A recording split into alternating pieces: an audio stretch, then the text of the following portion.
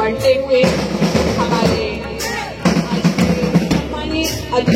ब्रजराजनगर सरस्वती शिशु विद्या मंदिर वार्षिक उत्सव आनंद उल्लासर सहित संपन्न हो जाइछि।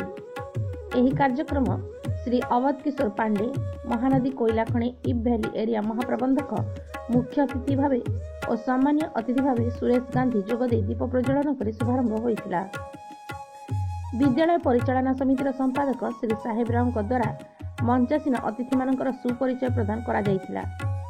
विद्यालय भाई भौणी मानक द्वारा स्वागत संगीत परिवेषण करा जाइतिला।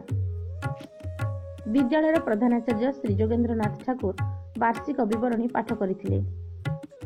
मुख्य अतिथि तांकर भाषण रे कहिथिले जे शिशु मंदिर हेउची संस्कार सम्मान और अनुशासन त्रिवेणी संगम।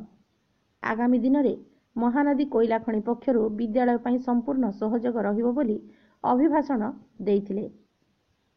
प्राक्तन हाईस्कूल प्रधान शिक्षक तथा साहित्य संस्कृति गवेषक श्री व्यासदेव पंडा मुख्य वक्ता भावे जोगदे तांकर अभिभाषण रे कहिथिले जे भारतीय संस्कृति सहित आधारित शिक्षा सर्वोपरि एथुरे शिशु मंदिर भूमिका अधिक अटे।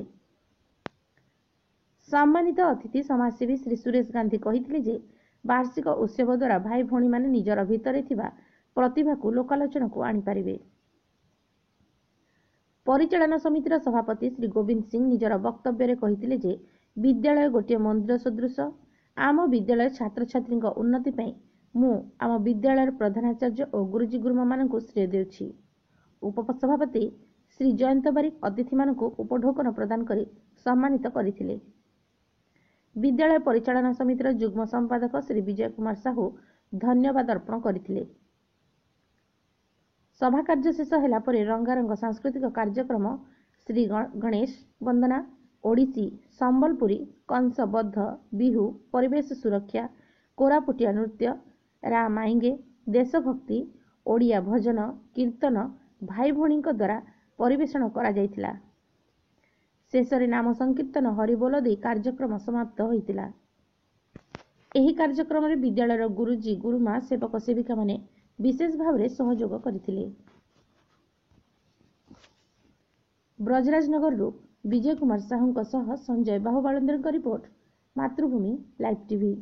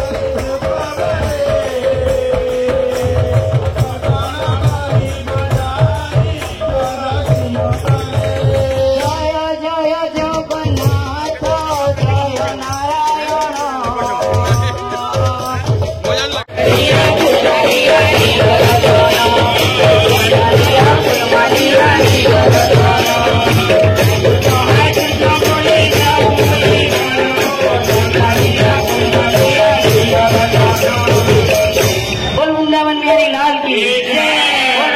माधव की जय, बजरंगबली की जय।